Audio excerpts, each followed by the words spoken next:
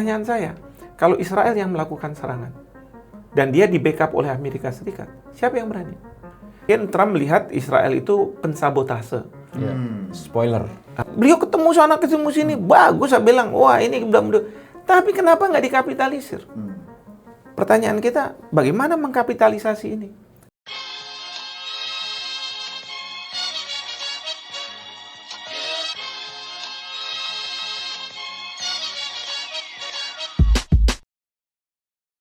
Empat bulan Amerika Israel berperang melawan Iran dan sepertinya sudah akan ada tanda-tanda menuju perdamaian dan bahkan sudah disambut baik oleh Indonesia sebagai momentum yang harus dirayakan dan dilanjutkan. Tapi kita baru mendengar bahwa kesepakatan tersebut akhirnya tidak berlanjut karena ada serangan-serangan yang membatalkan poin-poin kesepakatan dan bahkan kemarin ada serangan juga terhadap salah satu kapal yang melintas di Selat Hormuz berbendera Singapura dan cukup berdampak juga pada kepercayaan dari investor maupun masyarakat luas terhadap keberlanjutan perang ini. Dan sekarang kita akan membahas, saya Kenzi bersama Mas Sofwan, akan membahas bersama Profesor Hikmahanto Juwana, salah satu pemikir terkemuka dalam bidang hukum internasional di Indonesia. Selamat datang di Podcast Bebas Aktif, Prof. Terima kasih, Kenzi. Mas Sofwan, apa kabar? Sehat? Alhamdulillah baik, Prof. Nih, beliau dulu nih mahasiswa saya. Betul. Tapi sekarang udah dari orang hebat, men. Saya ambil, Sama-sama hebat, Prof. saya dulu Enggak lah. ambil kelas beliau di hukum internasional. Betul.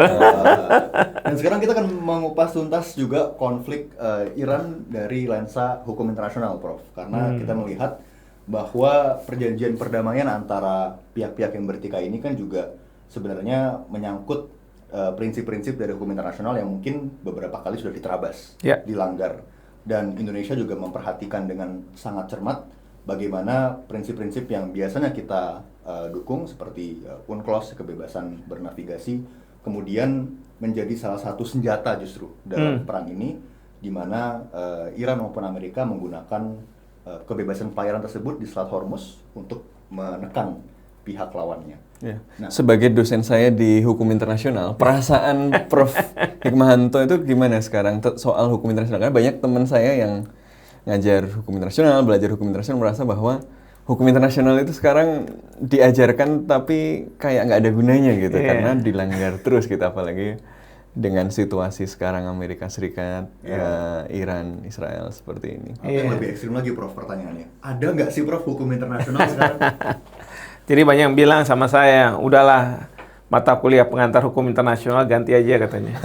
Pengantar hukum rimba katanya. Nggak, saya harus buat disclaimer dulu ya. Pertama adalah kalau kita bicara hukum internasional itu kan membahas berbagai aspek. Ya. Masalah ekonomi, masalah keselamatan, masalah perdamaian, keamanan gitu. Itu semua bisa di-cover oleh hukum yang antar negara nih. Jadi kan hukum antar negara, hukum internasional. Nah, memang kalau kita bicara masalah pertahanan keamanan, ini yang banyak masalah. Aturannya udah bagus, tapi penegakannya nih yang jadi masalah. Jadi saya selalu mengatakan begini, kalau hukum internasional misalnya masalah keselamatan penerbangan, itu kesepakatan itu dipegang teguh sama negara-negara supaya ketika mereka melakukan penerbangan antar negara itu aman, selamat gitu kan. Misalnya menggunakan bahasa Inggris gitu ya. Lalu kemudian juga ini antara cabin crew sama pilotnya. Walaupun mereka orang Indonesia, tetap di dalam pesawat harus menggunakan bahasa Inggris. Supaya kalau misalnya ada apa-apa, dibuka black box, gampang diketahui alasannya, apa yang terjadi dalam pesawat dan lain sebagainya. Tapi memang kalau kita bicara hukum internasional yang berkaitan dengan masalah perdamaian, masalah hard politics, perang dan sebagainya, gitu. itu yang agak repot. Ambil contoh, kita ada ketentuan-ketentuan ketika berperang itu ditarget harus misalnya rakyat sipil, tidak instalasi-instalasi militer. Tapi kenyataannya rakyat sipil kadang-kadang juga bisa ditarget. Bangunan-bangunan yang heritage itu nggak boleh sebenarnya dijadikan target, tapi itu bisa juga jadikan target. Rumah sakit dan lain sebagainya. Lalu orang bertanya, ini kan aturannya udah bagus. Nah, cuman masalahnya penegakannya nih yang bermasalah, enforcement-nya. Karena apa? Ketika perang itu berlangsung, pertanyaan kita, siapa yang akan melakukan penangkapan, ya kan? Menuntut, kemudian mengadili. Itu semua baru terjadi ketika perang sudah usai. Dan yang jadi target itu adalah mereka yang kalah perang.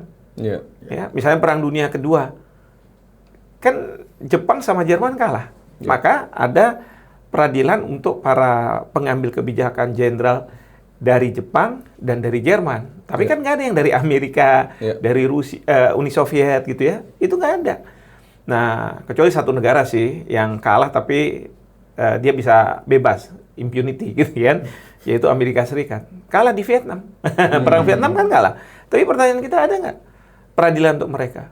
Kita aja waktu Timor akhirnya mengklaim atau memerdekakan diri gitu kan, kita kan dianggap kalah, ya kan? Maka ada pengadilan HAM untuk para militer kita yang ada di sana, ya, gubernur yang ada di Timur ketika itu, dengan tuduhan bahwa mereka melakukan kejahatan internasional, ya, kejahatan terhadap kemanusiaan dan kejahatan perang begitu ya, meskipun ujungnya tidak terbukti gitu ya. Tapi ya itu, hukum internasional itu masalahnya penegakannya. Saya selalu mengatakan ya ke mahasiswa saya, kalau misalnya dalam konteks hukum nasional itu seperti ada mahasiswa tapi ada dosennya. Dosen tuh bisa mengatakan, awas ya, kalau rame saya kasih nilai D. Pasti nggak rame semua. Nah, yang mengatakan itu adalah pemerintah. Sementara rakyat, ya, mereka harus tunduk tuh. Kalau nggak, ada sanksi. Tapi kalau hukum internasional, itu dalam satu kelas, ada mahasiswanya, tapi nggak ada dosennya.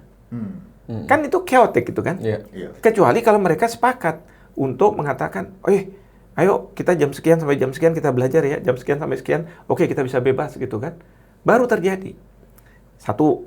Yang kedua, yang kita harus juga pahami, dalam konteks masyarakat yang katakanlah bebas ini, atau mahasiswa yang ada dalam satu kelas itu biasanya akan mengelompok. Ya kan, secara sosiologis kan masyarakat pasti mengelompok. Yang kuat nanti ada kelompoknya gitu kan, kuat secara inilah, otot gitu ya. Tapi kalau negara kan kuat secara militer, secara ekonomi. Lalu kemudian ada yang lemah, ya kan? Ada yang kecil tapi kuat, ya kan? Nah, jadi variatif sekali. Dan seringkali di dalam kelas yang situasinya seperti itu, yang kuat itu kadang-kadang bisa membuli yang lemah. Dia bisa menceramahi dan lain sebagainya, tetapi terhadap dia nggak berlaku ketentuan-ketentuan yang sudah disepakati. Nah, jadi kalau kita bicara hukum internasional, ya, penegakannya itu seperti itu.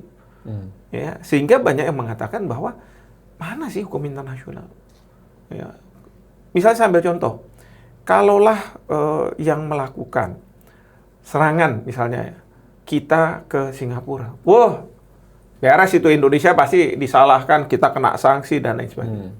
Pertanyaan saya, kalau Israel yang melakukan serangan dan dia di backup oleh Amerika Serikat, siapa yang berani? Ketika Amerika Serikat mencokok Presiden Maduro, Venezuela, kita bilang, semua masyarakat dunia bilang ini melanggar hukum internasional. Trump bilang, saya nggak butuh hukum internasional. Yang membatasi kekuasaan saya hanya moralitas saya, ya kan? Dan Amerika itu mengatakan bahwa kita mengambil Maduro itu karena dia terlibat dalam narkoterorisme yang sedang didakwa di Pengadilan Negeri New York.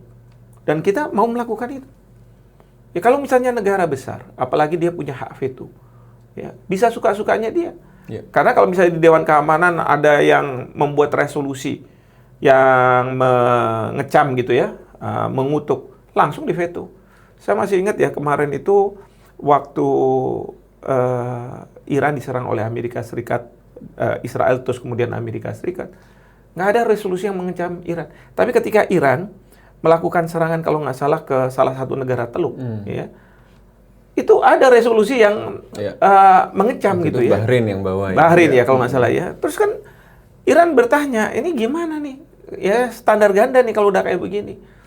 Nah, jadi dalam konteks seperti itu, saya ingin mengatakan bahwa ini hukum internasional, terus terang.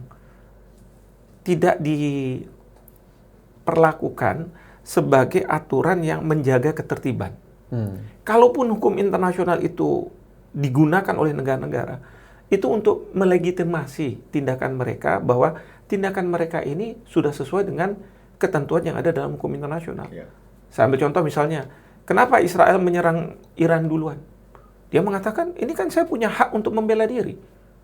Tapi kan hak membela diri, menurut piagam PBB, itu kalau misalnya terjadi actual attack, gitu ya, when armed attack occurs. Pertanyaan kan nggak ada serangan dari Iran ke Israel. Kok bisa dia menyerang?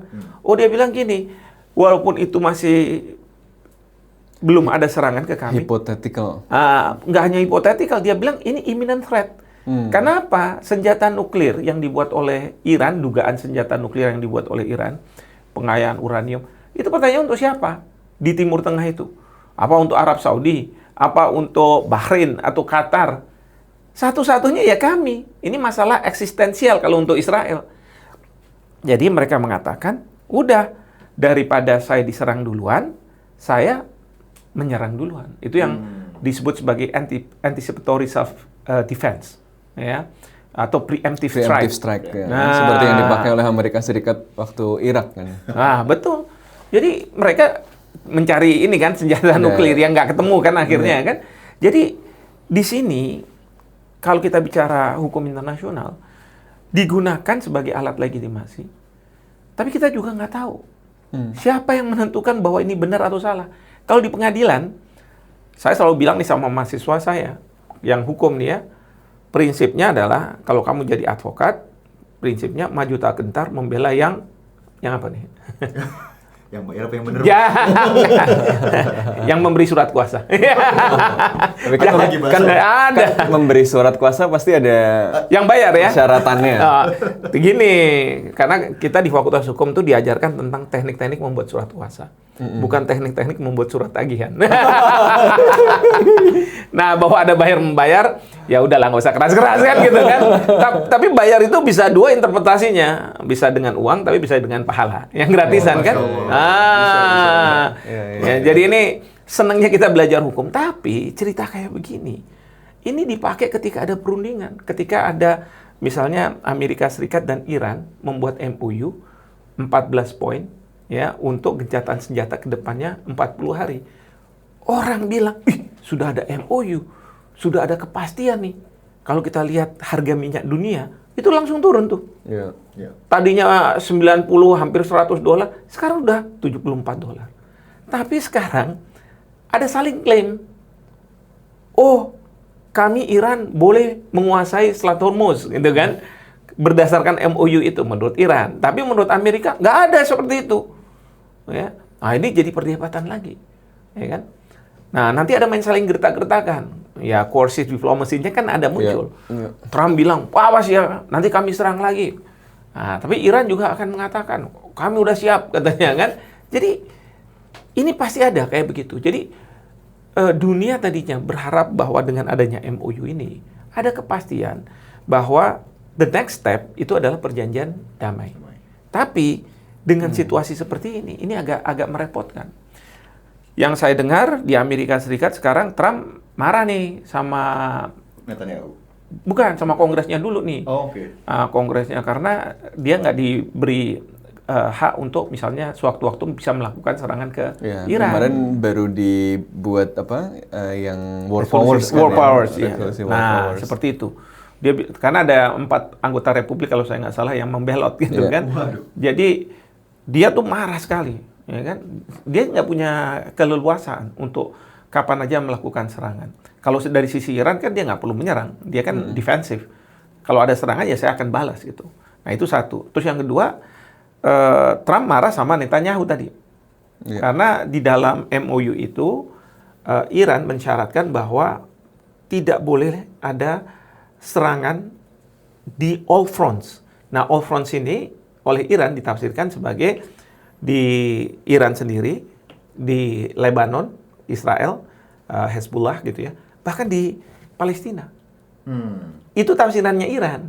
Nah, sementara kalau tafsiran dari Trump, Iran dan di Lebanon Selatan.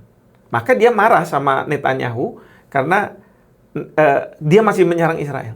Tapi kan Netanyahu bilang begini, sebentar, saya ini kan negara yang berdaulat ya. Dan saya nggak menjadi pihak dalam MOU itu. Kenapa kok bisa-bisanya kamu Amerika Serikat ya mau ngunci saya, nggak boleh nyerang atas kesepakatan dengan Iran? Netanyahu sekarang ngomong keras kayak begitu. Kita ini negara berdaulat. Kita boleh melakukan apa saja. Bahkan dia bilang, dalam hal-hal tertentu, memang saya setuju sama Trump, sama Amerika. Tapi dalam hal-hal lain, kita bisa berbeda pandangan. Ya. Nah ini Trump marah benar nih sama Netanyahu. Karena nggak hanya menjadi batu sandungan untuk MOU ini bisa jalan, Iran tetap menghormati. Tetapi justru mungkin Trump melihat Israel itu pensabotase. Spoiler. Spoiler dari MOU ini. Karena kalau dari sisi Trump, kan ada yang rame nih, aset-aset Iran akan dicairkan ya dari yang selama ini dibekukan. Orang bilang, kamu kalau ngomong kayak begitu, itu lebih buruk dari yang sebelumnya, yang di GCPOA. Itu katanya. Tapi kan Trump bilang gini, enggak, duit-duit itu untuk membeli makanan bagi rakyat Iran. Soybean dan lain sebagainya, kedelai dan sebagainya itu nanti belinya dari kita. Jadi Trump ini mikirnya transaksi, bisnisnya aja, transaksi. Nggak lihat misalnya ini. Ya kita tahu latar belakangnya kan. Nah misalnya seperti itu. Tapi Iran bilang enggak. Tapi pinter berarti Irannya juga kan. Tahu Trumpnya begitu. Nah Irannya taunya tuh gimana? Iran itu tinggal lihat TV Amerika, perdebatan di Amerika terjadi seperti apa. Misalnya Partai Demokrat, ya walaupun dia nggak mewakili kepentingan Iran, tapi kan suaranya itu mewakili kepentingan Iran. Sekarang pertanyaannya adalah bagaimana dari Amerika ataupun Israel tahu apa yang terjadi di Iran. Pakai sumber-sumber intelijen, ya bisa diverifikasi, harus diverifikasi bisa benar atau tidak. Tapi kalau Iran kan udah tahu, jadi dia memainkan peran itu. Dia tahu, oh Trump nggak dikasih kewenangan oleh Kongresnya untuk langsung menyerang. Nanti dia ngomong, jadi dia bilang kartu itu dia bisa mainkan. Tambah kartu lagi. Tambah kartu lagi. Nah ini memang kalau hal seperti ini yang asimetrisnya itu justru Iran yang lebih tinggi daripada Amerika. Tapi kalau misalnya perang itu dengan teknologi yang canggih dan lain sebagainya, mungkin Amerika lebih tinggi daripada Iran begitu ya. Walaupun ya Iran bisa bertahan dengan drone yang katanya mass production, murah dan lain sebagainya, rudal-rudal. Kalau kita lihat kembali ke analogi dosen dan kelas tadi gitu ya, kan lagi ditinggal dosennya, terus ada tukang bully namanya Amerika Serikat bareng sama Israel mukulin Iran gitu kan ya. Tapi ternyata tidak berjalan sesuai rencana karena ternyata akhirnya harus ini dipukulin nggak menyerah nih si Iran ini masih bertahan sampai akhirnya si bulinya juga kecapean ya, dan udah dipanggil maknya gitu kan, dan disuruh pulang gitu misalnya. Nah ini kira-kira gimana ya ke depan? Tadi kan disebut oleh Prof. Gihik dengan sangat, saya kira sangat terang gitu bahwa oke, ini adalah good start. Dia memberikan sinyal kepastian kepada masyarakat internasional yang kelihatan dengan jelas harga minyak turun dan seterusnya. Tetapi sebenarnya situasinya kan masih fragile. Ini kalau saya sendiri kan melihat sebenarnya insentif untuk ngelanggar ini kan masih banyak ya. Di satu sisi Amerika Serikat ini akan sangat tergantung pada bagaimana si Trump ini akan melihat biaya politik dan biaya ekonomi dari keputusan ini kan. Misalnya tadinya dia keras, kemudian ternyata sikap yang keras mendukung Israel dan menyerang Iran itu merugikan secara politik. Karena kemudian ekonominya terdampak, kemudian secara politik banyak backlash ya. Kemarin primaries kan, timnya Zohran menang primaries kan di banyak tempat dan seterusnya. Jadi menurut saya ada kalkulasi itu juga di Trump bahwa ini sebelum saya ruginya terlalu banyak, cut loss dulu gitu kan. Tapi kan situasinya dinamis nih. Kalau kita lihat misalnya kelompok-kelompok yang lebih hawkish bisa jadi juga akan berbalik melawan Trump kan, dan kemudian cost politik dia juga jadi mahal untuk mempertahankan MOU ini atau gencatan senjata ini. Jadi masih dinamis juga di sisi Amerika Serikat, walaupun sejauh ini, sementara ini insentif lebih besar adalah untuk damai kan, untuk kemudian bisa mencapai perdamaian. Tapi yang mungkin dia agak pusing nyarinya adalah bagaimana dia bisa damai dengan mengatakan bahwa dia untung, dia menang gitu kan. Makanya mungkin menarik juga tadi di freeze-nya dicairkan, tetapi harus beli dari Amerika Serikat semua. Itu kan mungkin dia bisa buy out supporter kan, karena misalnya ke industri kedelai yang memang industri besar di Amerika Serikat gitu ya, dan seterusnya. Mungkin ada bagian dari upaya itu. Kalau di HI kan ada Putnam yang bilang two level game, ya, negosiasi itu selalu two level game. Jadi ini kan nggak cuma antara Amerika Serikat, Iran, Israel, tapi juga Amerika Serikat dengan audiens domestik. Trump dengan audiens domestik yang sangat dinamis. Di sisi lain ada aktor spoiler tadi yang disebut sama Prof. Mahanto tadi, ya Israel. Kartunya ini bertentangan sama Donald Trump. Donald Trump kalau sekarang, kalau kemarin-kemarin sih satu gitu kan. Jadi kalau Trump itu diterusin perangnya, kartu politiknya mati. Kalau Netanyahu, kalau perangnya nggak diterusin, kartu politiknya mati gitu. Karena bahkan menteri-menterinya kan sudah protes. Kenapa kemudian Netanyahu tadi juga ngomong saya ini negara berdaulat, itu kan karena protes-protes dari dalam gitu. Anda ini mengkampanyekan diri sebagai Perdana Menteri yang kuat, yang akan mengubah wajah Timur Tengah untuk kepentingan Israel. Sekarang malah bisa didikte oleh Amerika Serikat, dan di semua front belum menang loh ini kan. Di Palestina aja belum menang, di Iran nggak menang, di Yaman juga enggak, gitu. Di Lebanon juga harus tiba-tiba diikat gitu. Jadi kartu politiknya mati kalau perundingan damainya ini berhasil dan Israel berhasil diikat gitu. Makanya ini sangat sensitif sekali. Makanya kalau tadi ada pemboman kapal malah jadi curiga gitu. Siapa ini yang ngebom? Soalnya gini, pemboman kapal itu sebenarnya gini. Jadi kemarin itu dari pihak IMO, International Maritime Organization, punya inisiatif untuk mengevakuasi sampai 11.000 orang. Jadi kan kapal-kapal yang ada di tertahan itu tertahan ya dari Teluk itu mau keluar itu kan nggak bisa, tertahan. Termasuk kapal Indonesia juga, Prof. Ya, ada 2 kapal kan. Nah, tertahan. Lalu yang jadi masalah itu kan krunya. Krunya tuh sampai 11.000. Terus mereka ini udah sampai berapa bulan? Selama perang kan ya di situ aja, dia nggak berani kemana-mana. Bahkan ada yang terkena juga kan, ada beberapa orang yang meninggal lah begitu ya. Nah, jadi ada inisiatif dari IMO untuk melakukan evakuasi.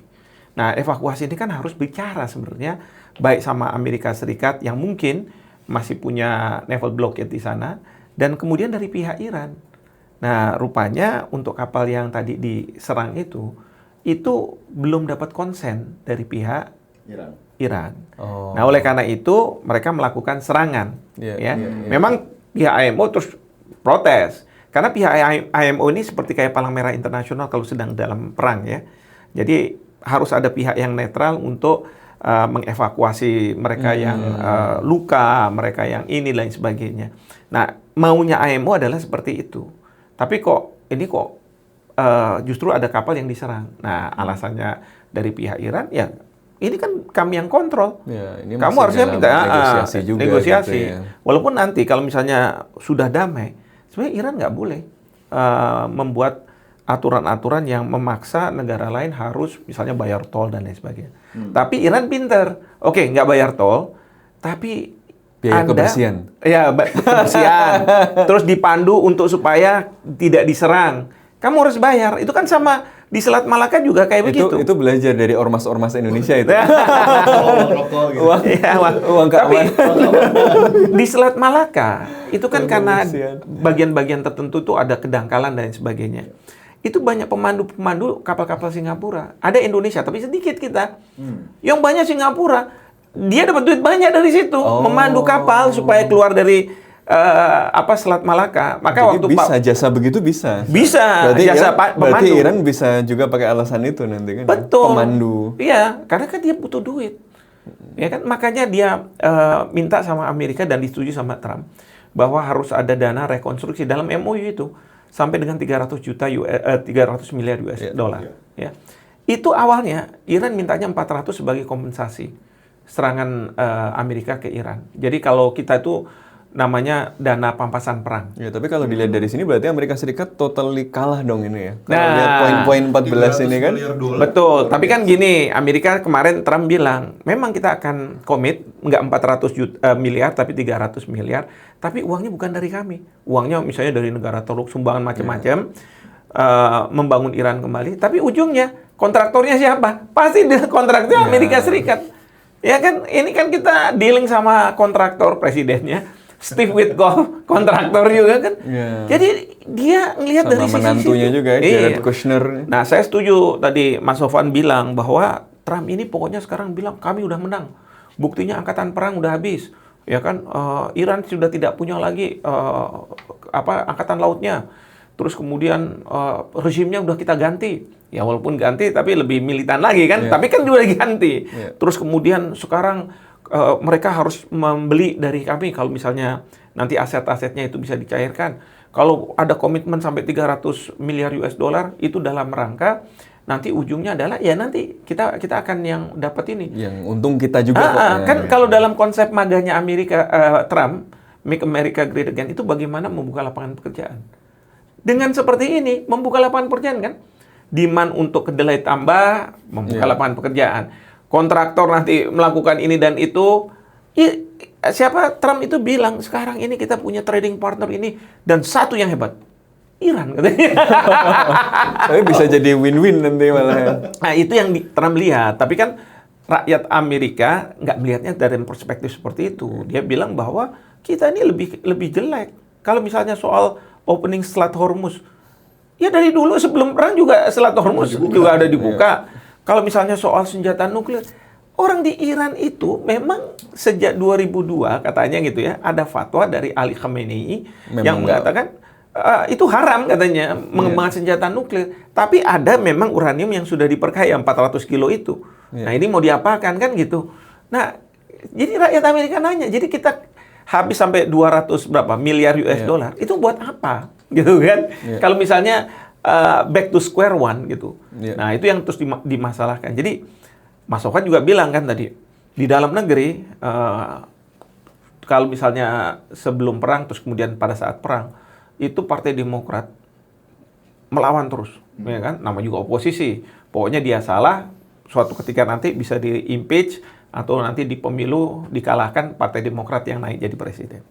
Tapi setelah MOU ditandatangani, sekarang Trump itu menghadapi Demokrat dan Republikan dan Partai Republik gitu kan, terutama yang hokis-hokis itu.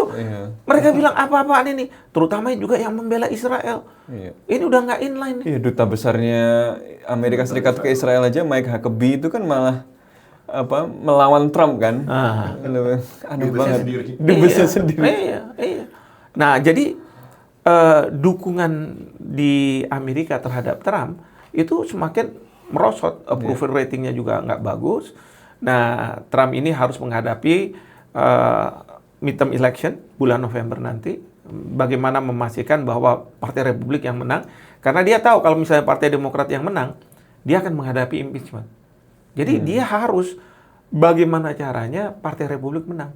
Nah, oleh karena itu dia selalu bicara, ya kita sudah menang, kita sudah ini dan lain sebagainya.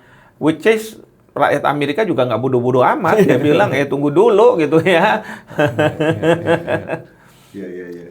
Tapi memang kalau jadi Trump sekarang rada pusing ya, karena maju kena, mundur kena gitu kan. Betul. Jadi ini udah situasinya lose atau lose big gitu kan. Jadi nggak ada situasi di mana dia bisa win gitu. Udah ini posisinya udah cuma bisa cut loss aja gitu kan. Dan ini sekarang dimanfaatkan oleh Iran betul. Jadi dia pasti demand-nya tuh naik lagi gitu. Sementara Trump karena dia perlu exit strategy ya, supaya perang ini memang udah selesai. Menurut dia juga it is too costly. Ya biayanya terlalu besar, kemudian bisa jeopardizing nanti prajurit-prajuritnya. Sehingga dia kepingin selesai, maka dia bisa marah sama Israel. Kalaupun ada serangan-serangan, enggak, tetap MOU itu akan berlangsung. Tetap nanti Vance akan berangkat ke sana. Dan pinternya kalau dalam negosiasi itu jangan prinsipal dengan prinsipal. Ya, Yang wakil disuruh dengan adalah wakil. wakilnya, supaya kalau misalnya wakilnya nanti Salah. atau misalnya dia kalah lah gitu ya, dilihat masyarakatnya, nanti disalahin wakilnya. Iya. Enggak, itu enggak berlaku. Kan saya belum setuju. Nah, kira-kira seperti itu. Iya. Ini strategi-strategi ini ya untuk teman-teman yang belajar HI ini Iya, menarik iya, nih. iya, iya. Semua teori muncul di sini. Iya, iya. Semua tipu daya muslihat keluar. Jadi kalau saya jadi Iran juga, tapi juga agak hati-hati harusnya memainkan leverage Betul. yang ada sekarang kan. Karena secara material kan pertama Amerika Serikat tetap lebih kuat secara militer gitu kan. Kemudian yang kedua jangan-jangan kalau overplay leverage yang ada sekarang malah Amerika Serikat si Donald Trump udah nggak mikir ini lagi, udah emosi aja gitu kan. Iya. Nah, Dan satu lagi, Mas Sofwan, negara lain akan justru mojokin Betul. Iran lagi. Betul. Karena kalau bukan mojokin Iran lagi, tapi mojokin Iran karena apa? Dalam posisi sekarang, seperti negara Italia, Inggris, Prancis, waktu diajak sama Trump, ayo bantu Lagi saya nggak sebagai mau. ally gitu kan. Mereka pada nggak mau, saya nggak mau ikut-ikutan. Bahkan sekarang Perdana Menteri Italia itu mengatakan bahwa kita nggak pernah sejak awal ikut dalam perang ini. Ya, Kanada juga kayak begitu. Nah, tapi kalau misalnya Iran nggak hati-hati dalam bermain kartu dengan Amerika Serikat, dan itu dianggap jeopardizing world peace, jeopardizing kepentingan dari banyak negara. Di situ nanti dunia justru melawan Iran. Nah, itu makanya di situ dia harus hati-hati tuh. Ya, makanya kalau lagi main kartu, lagi menang itu harus tahu kapan harus ngedrop gitu. Iya. Untuk selesai gitu. Kecepatan fatal. Ya. Iya. Kalau terlalu lama juga Fatal juga. Fatal juga. Nah, Prof, kalau dari mungkin kita kembali ke dalam negeri sedikit, Prof ya. Ini kan kita melihat dari jauh dari Indonesia. Dan Indonesia sendiri waktu pertama kali MOU itu ditandatangani di Versailles kalau nggak salah oleh Trump, dan kemudian diumumkan sebagai suatu kemajuan dan menuju perdamaian. Indonesia melalui Kemlu kan juga sudah menyambut baik, dan ini menurut Indonesia adalah momentum yang harus dijaga terus sampai betul-betul sustainable perdamaiannya. Tapi kemudian beberapa jam kemudian juga kita melihat Israel menyerang Lebanon, menyerang Hezbollah di Lebanon. Kemudian Iran menganggap wah ini udah batal nih perjanjiannya karena dari artikel 1 aja yang menyatakan perang harus berhenti di semua front sudah dilanggar oleh Israel. Nah, kemudian Indonesia sendiri meresponsnya seperti apa, Prof? Dan kalau dari sudut pandang nasional kita sebagai negara yang ya pasti menjunjung tinggi hukum internasional dan kita melihat segala macam pelanggaran yang terjadi, dan terjadinya bukan hanya ribuan kilometer jauhnya dan tidak berpengaruh sama kita, pasti kan berpengaruh. 2 kapal kita tadi masih nyangkut di Hormuz, kemudian karena disrupsi yang terjadi pasti berdampak ke ekonomi kita juga. Bagaimana harusnya Indonesia merespons nih, Prof? Oke, pertama kalau saya melihat ya, bahwa Kemlu kita Indonesia menyambut adanya MOU, bagus gitu kan. Dan ini banyak negara juga mengatakan seperti itu. Cuman saya katakan bagus, enough, but not enough gitu. Cukup tapi jangan cukup banget gitu. Iya. Kenapa? Karena saya melihat ya, Bapak Presiden ini kan sudah berkeliling ke banyak negara, ketemu sama Presiden, Perdana Menteri dari macam-macam negara. Kok nggak dikapitalisir? Ya. Kan beliau ketemu sana, ketemu sini, bagus, saya bilang, wah ini udah. Tapi kenapa nggak dikapitalisir? Pertanyaan kita, bagaimana mengkapitalisasi ini? Kalau saya akan bilang, kenapa Indonesia tidak mengambil inisiatif untuk membangun aliansi penjamin? Kan kita nih negara yang taat pada hukum internasional.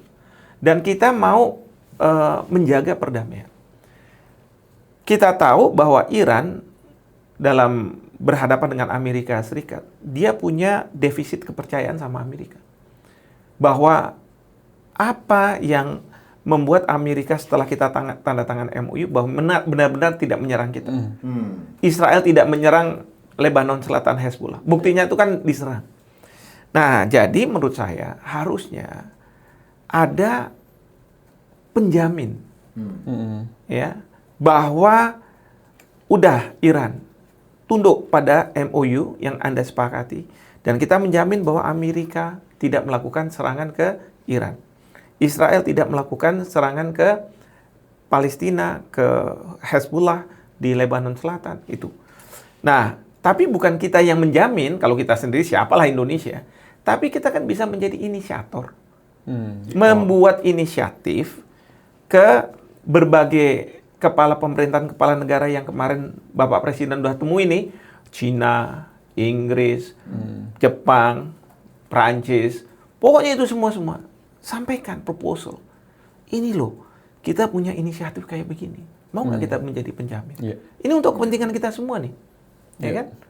Nah, sekarang momennya lebih pas karena kalau waktu itu kalau pas masih perang bersikap kan repot. Tapi kalau sekarang udah jelas dua-duanya tanda tangan MOU. Jadi ketika sekarang masuk atas nama koalisi internasional untuk menjamin MOU yang sudah disepakati dua belah pihak, sebenarnya enak nih Amerika Serikat nggak akan keberatan misalnya masukin Rusia, masukin Cina juga untuk melindungi tadi kesepakatan dan lalu lintas laut yang lebih bebas gitu kan lebih enak sebenarnya ya. Makanya udah pas banget sebenarnya saran dari Mas Cornelius Purba kemarin waktu di editorial bukan ya, Jakarta Post. Harusnya biasanya Kementerian Luar Negeri itu diambil kayak Prof Gihik gitu. Enggak, kalau itu enggak.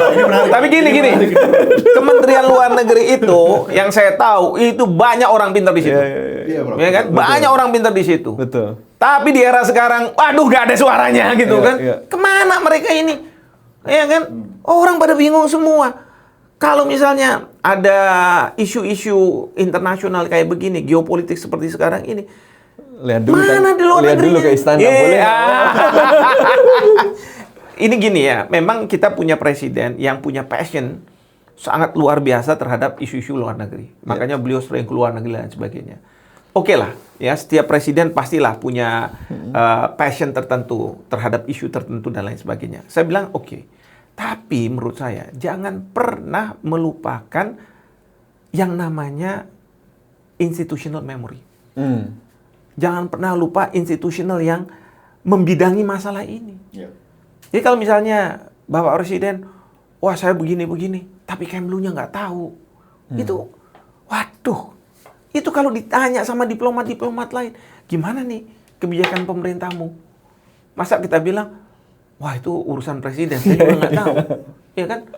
Dalam suatu wawancara yang saya lihat ya di salah satu media, Pak Wamen, Pak Anies Mata mengatakan bahwa ya itu ada Menteri Pertahanan Turki kalau saya nggak salah. Akan Fidan waktu itu. Ketemu langsung sama Bapak Presiden. Ya. Kami dari Kemlu kita nggak tahu, tapi itu menunjukkan bahwa Bapak Presiden kita itu sangat dinamis, bisa ketemu. Dan mati saya bilang. Harusnya di Kemlu harus tahu dong. Dia nggak boleh nggak tahu. Iya kan? Pergerakan urusan luar negeri. Lihat deh di Undang-Undang Hubungan Luar Negeri. Ya kan? Itu disebutkan bahwa Kementerian Luar Negeri itu menjadi focal point kalau urusan Indonesia ke luar negeri dengan pihak luar negeri. Nah kalau misalnya Kemlu sendiri tidak tahu, itu gimana? Ya memang ada yang bilang ya ini kan harus satu pintu. Ya satu pintu, tapi pintunya ditutup terus. Jadi teman-teman ini yang pinter-pinter ini frustrasi. Frustrasi, mau ngapain kita? Udah dianggap bodoh aja. Ya kan kalau orang diem itu dua kemungkinan. Pinter, tapi dia diem, ya kan? Atau bodoh, karena dia diem. Jadi menurut Prof, apakah ini missed opportunity, Prof? Atau mungkin potensial yang sayang sekali tidak? Saya bilang sih iya, saya bilang missed opportunity. Karena apa? Pada waktu Israel menyerang, terus Amerika menyerang gitu kan, itu Kemlu tidak mengutuk Amerika atau Israel. Pada waktu itu Kemlu bilang bahwa minta supaya deeskalasi para pihak. Dan yang kedua, Bapak Presiden bersedia menjadi mediator. Saya pada waktu itu bilang, kalau Bapak Presiden bersedia jadi mediator, pada saat itu too early. Karena apa? Masing-masing negara ini merasa bahwa sebentar lagi saya bakalan menang. Saya akan menang. Jadi mediator itu nggak ada fungsinya. Nah setelah perang lama gitu, baru mereka ngeliat, iya ya, mulai capek. Kan saya perlu ada pihak ketiga untuk supaya saya nggak dikatakan kalah gitu kalau saya mundur begitu aja. Muncullah mediator. Sayangnya Pakistan yang kemudian ditunjuk oleh negara-negara ini, Pakistan, terus kemudian Qatar. Nah, kan udah kita nggak ada dapat opportunity. Nah, sekarang dalam situasi seperti sekarang ini harusnya dikapitalisir dengan menginisiatifi yang namanya aliansi untuk penjamin, koalisi untuk menjamin. Apalagi nyambung sama UNCLOS kan ya, yang sangat kepentingan Indonesia gitu. Jadi ini benar-benar kalau saya katakan miss opportunity. Nggak akan datang lagi. Tapi mungkin agak traumatik juga itu ya, karena bukan ditolak, karena waktu nawarin jadi mediator disambut baik. Tidak disambut dengan baik gitu. Ya kalau misalnya jadi mediator, iya. Kalau jadi mediator nggak boleh maksain juga kan? Negara yang bersengketa, tolong pilih saya, awas kalau nggak. Ya kan nggak bisa juga kayak begitu ya. Bahwa kita nggak terpilih ya sudahlah. Itu kan waktu itu Pakistan, memang Pakistan lebih dekat gitu ya. Dan dia bisa kontak ke kanan dan ke kiri gitu ya. Kalau kita kan, ya mohon maaf aja, pada waktu Ali Khamenei berhasil ditewaskan oleh pihak, bahkan tidak memberikan duka cita. Nah, nggak memberikan duka. Jadi di situ Iran juga mempertanyakan, ini Indonesia ini maunya apa sih sebenarnya? Ya, ini mau lebih berpihak ke Amerika dan Israel atau gimana? Gitu kan? Iya. Tapi kemudian kan kita juga pasti ada dorongan, Prof, ya. Harusnya ini di asumsi saya, karena sudah begitu impactfulnya perang ini terhadap perekonomian seluruh dunia termasuk Indonesia, harusnya kita do something more, lebih daripada menyambut baik. Harus ada inisiatifnya berarti. Betul itu. Nah itu kalau misalnya seperti itu, Bapak Presiden kan bisa minta Pak Menlu, minta birokrasi di Kemlu untuk bekerja memunculkan itu. Ya kan? Jadi waktu saya ingat Presiden Soeharto melihat Kamboja ini ada perang saudara di sana, ini kan bisa memunculkan instabilitas di ASEAN. Terus kemudian udah buat nih Jakarta Informal Meeting. Itu kan semua bekerja itu di Kemlu, orang-orang pinter itu teng. Dan akhirnya jadi kan. Saya masih ingat yang mendampingi katakanlah faksi-faksi yang ada itu levelnya adalah duta besar yang mantan duta besar lah, untuk mendampingi sambil bicara dan lain sebagainya. Kan ide kayak begitu kan bisa diulang lagi. Betul. Dan saya yakin Kemlu kalau misalnya mau mampu sebenarnya. Sangat amat mampu. Kan mahasiswa saya ya kan pinter-pinter itu yang dari FISIP, yang dari FH, ya nggak semuanya kayak Mas Sofan gini kan jadi dosen. Tapi bisa juga, banyak mereka yang jadi masuk di Kemlu loh. Kan orang-orang pinter semua. Kenapa nggak mereka dimanfaatkan? Ya kan? Belum lagi yang senior, wah udah jago-jago lah. Pengalaman mereka banyak gitu kan. Jadi harusnya bisa. Dan sekarang waktu sisa mungkin beberapa puluh hari ya sejak MOU itu ditandatangani, dan kita masih berharap menunggu semoga perjanjian yang lebih konkret, yang lebih sustainable juga bisa tercapai. Nah ini mungkin masuk ke dalam closing statement juga nih Mas dan Prof. Kira-kira kedepannya kita bisa mengharapkan outcome yang seperti apa dari perang ini, dan paling idealnya untuk Indonesia itu seperti apa sih? Ya kalau saya sih, saya harus katakan nggak bisa juga kita prediksi bakalan selesai. Kemungkinan besar. Kemungkinan akan berlarut-larut, Prof. Bukan berlarut-larut, jadi akan diambangkan begini aja. Oke. Jadi kayak kan sudah selesai tapi nggak ada perjanjian perdamaian, nggak ada ini kan kayak Rusia dengan Ukraina, ya kan. Tapi kadang-kadang ya ada serangan-serangan sedikit-sedikit gitu ya, ada serangan-serangan gitu. Nah, jadi saya melihat bahwa ada kemungkinan seperti itu. Tapi kita sih tentu dunia akan berharap kalau misalnya MOU ini bisa ditindaklanjuti dengan perjanjian perdamaian. Itu yang memberikan situasi yang lebih comfort lah bagi banyak negara. Syukur-syukur juga setelah ada perjanjian perdamaian itu semua akan dilaksanakan sesuai dengan kesepakatannya. Nah ini yang makanya perlu ada penjamin nih. Menurut saya ya masih belum hapus ya opportunity itu. Kalau misalnya Bapak Presiden masih berkenan minta ke Kemlu, kemudian disampaikanlah ke berbagai pemerintahan negara, karena yang saya dengar kan Inggris, Prancis, mereka akan mengirim kapal induk untuk memastikan aja bahwa kapal-kapal mereka akan bisa lewat gitu kan. Tapi mereka selalu mengatakan, tapi ini nggak ada kaitan sama Amerika Serikat, ini inisiatif dari kita, ya kan. Nah, jadi mereka punya inisiatif. Nah, kenapa kita Indonesia tidak melakukan inisiatif? Kita bilang, kita kumpul, kita jadi penjamin. Nah, itu yang pertama. Yang kedua, kalau apapun itu, apakah diambangkan apa adanya perjanjian perdamaian, menurut saya lanskap di Timur Tengah akan berubah. Ya. Ya kan? Karena salah satu poin dari MOU itu yang harus didetailkan dalam perjanjian itu, pangkalan Amerika di Timur Tengah itu harus nggak ada lagi. Ya kan? Cabut semua, bro. Cabut semua. Nah, ini sebenarnya sesuai dengan keinginan Trump. Ya. Karena Trump ingin mengurangi beban Amerika untuk menjadi polisi dunia. Iya. Ya kan? Di Jerman kemarin dia udah tarik 5.000 pasukan. Ya, mungkin di Jepang nanti akan ditarik gitu ya. Nah, jadi kalau misalnya benar ini akan ada penarikan, dan itu yang membuat negara-negara di Teluk itu juga merasa tenang ya. Artinya Iran nggak mungkin lagi menyerang karena nggak ada pangkalan Amerika yang katakanlah digunakan untuk menyerang Iran. Nah, jadi ini akan merubah lanskap karena apa? Israel mulai deg-degan. Karena kalau misalnya sekarang ada pangkalan militer Amerika di Teluk, itu kalau misalnya Iran menyerang Israel, itu gerak cepatnya Amerika menyerang balik ke Iran tuh bisa dijamin lah. Tapi kalau sekarang pasukan dari Amerika terus kemudian harus dibawa gitu kan, waduh, takes time gitu kan. Jadi bagi Israel dia agak sedikit khawatir. Ya. Terlebih lagi kalau misalnya ternyata di Israel Netanyahu bukan lagi jadi Perdana Menteri, digantikan yang lebih konservatif, katakanlah begitu, karena rakyat di Israel mereka juga udah marah sama Netanyahu. Ya. Capek perang, Prof. Capek perang, di samping itu ketika mereka keluar negeri, pasti selalu dibilang, wah kamu ini yang melakukan genosida, kamu ini dan sebagainya. Ini masyarakat dunia tuh kayak begitu, kalau dengar ini tentara Israel, IDF yang sedang berlibur atau apa begitu ya.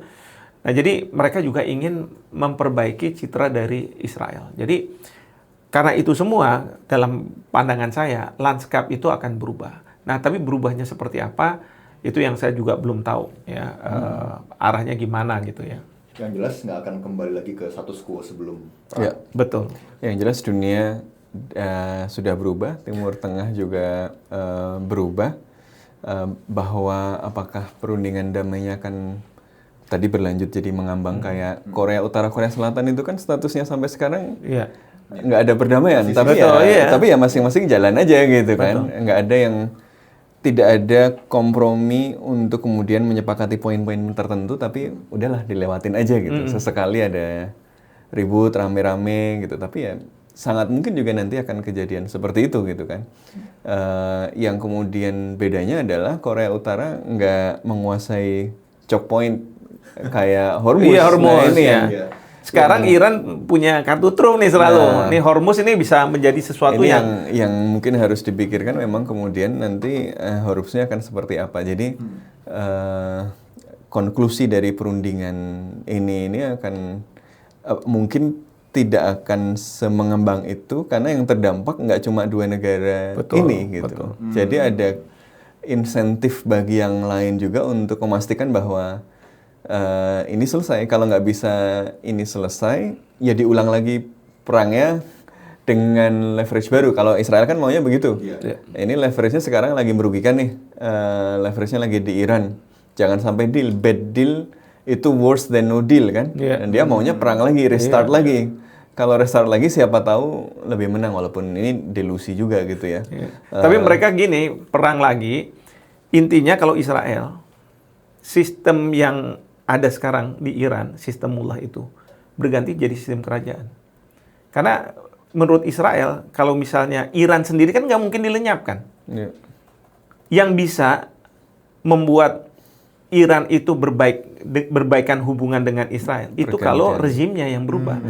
Tapi bukan rezim dari Ali Khamenei ke Mujtaba, tetapi dari sistem mullah ke sistem kerajaan, di mana nanti yang muncul adalah anaknya Shah Iran, siapa ini? Pahlavi, Reza Pahlavi. Karena Reza Pahlavi udah bilang 3 hal. Pertama, kalau misalnya saya nanti jadi pemimpin di Iran, saya akan perbaiki hubungan dengan Israel. Mungkin mengakui Israel sebagai punya hubungan diplomatik. Demikian juga hubungan dengan Amerika Serikat. Kedua, segala kegiatan untuk membangun senjata nuklir, pengayaan uranium akan saya stop semua. Dan yang ketiga, nah ini yang Israel senang, adalah dia tidak akan lagi mendanai mereka-mereka yang dianggap oleh Israel sebagai pelaku teror, yaitu Hezbollah, Hamas, dan Houthi. Iya, cuma ini kan sesuatu yang sulit juga sekarang, makin sulit karena Makin justru sulit, serangan Amerika Serikat kemarin menghadirkan rally around the flag kan, efek yang membuat orang-orang Iran yang tadinya juga anti pemerintah juga ya keluarganya dibomin gimana gitu kan ya, jadi ikut bersatu. Jadi yang jelas dunia berubah, Timur Tengah rekalibrasi ulang, tapi dampaknya nggak akan cuma di Timur Tengah, kita juga akan kena. Maka saya setuju sekali tadi dari Prof. Hikmahanto tadi, bahwa Indonesia nggak bisa cuma diam aja, harus aktif memikirkan. Ini bukan something far away gitu. Ini adalah sesuatu yang kemudian sangat erat sama kita, mempengaruhi harga barang-barang, mempengaruhi harga minyak. Betul. Berapa lama Pertamina bisa bertahan, Iya. berapa lama kita pemadaman gitu kan. Iya. Jadi ya Indonesia harus aktif gitu, dan ini nggak mungkin dikerjakan hanya oleh 1-2 orang secerdas itu, secerdas apapun si orang ini. Harus ada tadi institusi yang sebenarnya secara historis sangat reliable itu ya diaktifkan lah mesinnya itu gitu ya, dan diberi kepercayaan. Dan kata kuncinya adalah mengkapitalisir apa yang dilakukan oleh Bapak Presiden ketika bertemu dengan kepala pemerintahan, kepala negara. Bukan membantah dari kritikan-kritikan tentang Bapak Presiden ada di luar negeri, jarang ada di. Nah, buktikan. Nggak usah dibantah kalau menurut saya. Buktikan bahwa ini bisa dikapitalisasi. Nanti kan orang akan bilang, oh ternyata hebat ya Presiden kita. Betul. Gitu kan? Ternyata membangun modalnya dari awal, dari jauh-jauh hari, akhirnya bisa dimanfaatkan. Bisa dimanfaatkan. Untuk menghentikan perang, membawa perdamaian. Ya, tapi kalau cuma dibantah, Bapak Presiden ada datang ke luar negeri karena geopolitik sedang dinamis dan lain sebagainya. So what? Kalau nggak ada kapitalisasi. Lalu kemudian banyak komitmen-komitmen dari luar negeri yang masuk ke Indonesia. Tapi nggak ada follow up-nya. Realisasinya nggak ada. Gitu kan? Kalau seperti kayak begitu, itu kita sibuk membantah. Buat apa? Ya, kenapa tidak mengkapitalisir?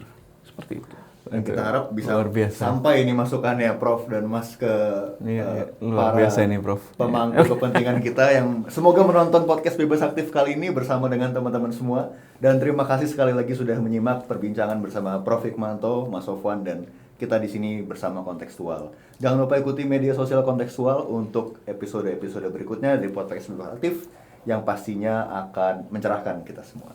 Makin bebas dan makin aktif. Makin bebas, makin aktif. Mantap. Terima kasih teman-teman semua. Sampai ketemu lagi. Terima kasih banyak. Terima kasih. Luar biasa. Wah, Terima siap. kasih.